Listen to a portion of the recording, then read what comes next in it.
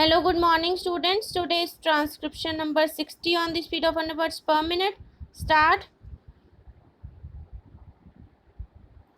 During the last general elections, the government found on careful consideration that it would not have been possible to provide such facilities without rousing criticism of unfairness and partiality from one group or the other.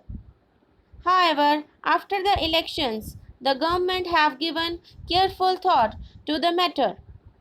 Practices prevailing in other democratic countries have also been studied and compared. It is well to remember that examples of other countries that can be cited in this behalf are not uniform and are based on conditions which differ radically in many important respects from country to country. The practical aspect of the question has also great importance. The area of the country, the form of government, federal or unitary, and the number of parties involved are factors which have been kept in mind by various countries in taking a decision. In USA, where broadcasting is run by private enterprise, though certain principles of equal opportunity have been laid down by the Federal Communications Commission, in practice it is a rare occurrence because time has to be purchased and a great deal of bickering and dissatisfaction always exists.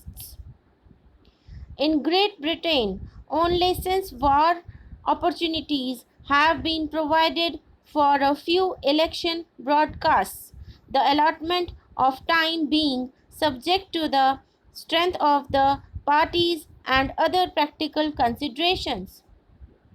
In countries like Switzerland, no time is permitted for election purpose on the radio, while in France it is given, though the time allotted is extremely short, 5 minutes or less.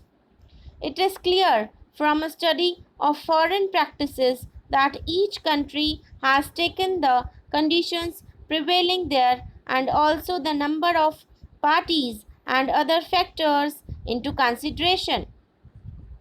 The analogy of other countries, therefore, is of not much validity in coming to any conclusion as far as India is concerned. Taking into consideration the conditions prevailing in our country, the government feel that it would be extremely difficult, if not possible, to make satisfactory arrangements for giving such facilities to all political parties. Besides the point mentioned above, another important factor has to be considered. In other countries, for national broadcasting, only one language is used, and that too only in national elections. The exception is Switzerland, where there are three languages. That it is one of the important reasons that Switzerland does not permit the use of the national radio for election purposes and even for commercial purposes.